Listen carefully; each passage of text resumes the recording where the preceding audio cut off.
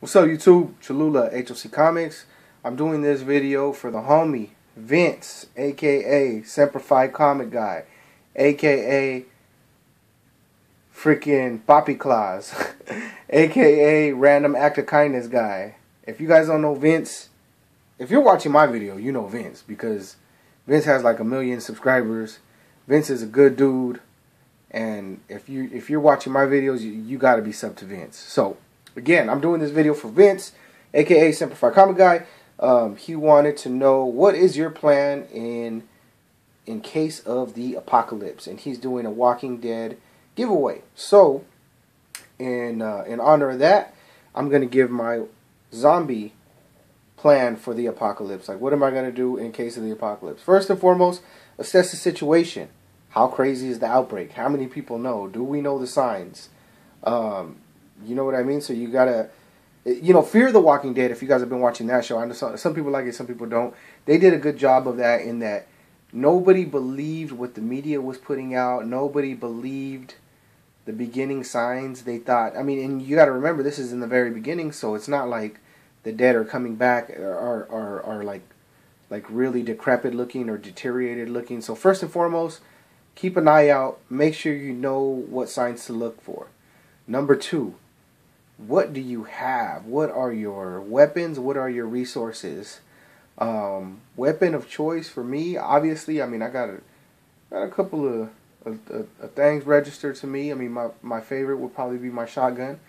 That way you get to cover the most area. You get a bigger bang for your buck. Less likely to miss. I'm not the best shot, but with the shotgun, you don't have to be a great shot, right?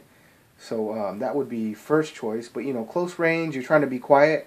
I know a lot of people will pull out like blades, knives, swords, that kind of thing. To be honest with you, I'm not the fastest guy. I'm pretty slow.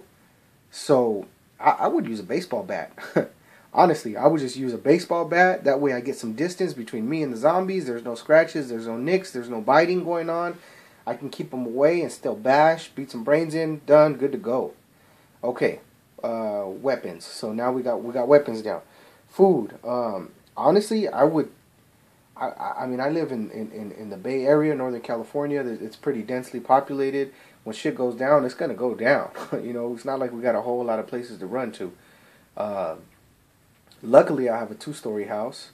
So I would probably bring whatever food resources we have up to the second floor. Block off the stairwell as best as we could. Barricade it down. I got a balcony so we can keep lookout. We can keep watch when we need to. And kind of just see what the situation is looking like. Once it's safe, we gather some more supplies. Once it's safe enough to travel, we get out. We do it moving. My first choice, and I've said this for a long time, and The Walking Dead kind of covered part of that. I'd go to a prison. We got high walls. Everything's made of cement. You got fences. You got double fences actually for most prisons, for most even county jails. You have facilities. You have indoor facilities. You have everything's gated off. You could plant things if you needed to. As a matter of fact, the local county jail here is right next to a Home Depot. So that's dope. I can get supplies. I can get all the stuff that I need. That's not to say that the prison won't be overrun and, it won't be crazy, but I don't know. That would be my first choice. The second choice would be like a big supply store like a Costco or a Walmart or something like that we could close off, barricade off, hunker down in there for a while. But honestly, you know what? And I skipped earlier when I was thinking about this. I haven't really heard too many other people say this, but you gotta be cognizant of where everyone's at when the shit goes down. Where am I gonna be at? Where's my wife gonna be at? Where are my kids at? It's not necessarily true that we're all going to be in the same place together. So actually, let me take everything I said still holds true, other than priority number one is we got to get together. The families all got to be together, first and foremost. No matter if we're spread apart geographically, first thing we got to do is drop everything and get to each other. So that's my first and foremost. Next, you check on the food, you check on the utilities, whatever you have at your disposal. You check on your supplies, food-wise, and then you look for the best location. you know, shows like Walking Dead and other zombie movies and stuff like that have shown us that no matter where you're at, it's going to get overrun.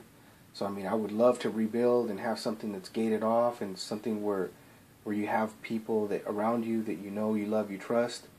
But it seems like everything always ends up getting overrun just because of the sheer numbers of the dead versus the living. So I mean, you can't get too attached to things anymore. You know what I mean? You can't, to locations, oh, this is our home, this is whatever. Nah. You might have to keep it moving. So keeping that option, keep that mentality, keeping that mindset. I mean, we got to protect what's ours, but at the same time, you got to know when to let go. The only ones that I won't let go of is the people. That's the family. So I hope I answered all the questions. I hope I gave you a good overview of my line of thinking. It's not like a super well thought out plan, but I have a loose set of ideas that I'm going for. I kind of wanted to show off some of the Walking Deads that I own. I don't have a whole lot of them. I'm a big fan of the comic and of the show, but as you can see here, I got Walking Dead numbers 157, 158, and 159.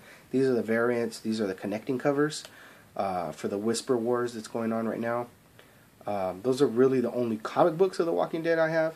I have the first 3 sets of the trade paperbacks, Volume 1, Volume 2, and Volume 3. And it wasn't actually until I laid these down right now that I noticed these are kind of lightweight connecting covers. Not fully, but you could tell they do kind of connect. I just found this out, and I've owned these things for years, so that was kind of cool to just notice right now. So anyways, whoa, I didn't mean to zoom in. Anyways, I'm going to cut this video short now. Oh, man. Okay, so we're zoomed in. Whatever. I'm cutting this video out. Vince, you the man. You're a good dude. Thanks for always putting out great content and looking out for everybody. Check you guys out next time. And until next time, make sure you keep stacking hella comics.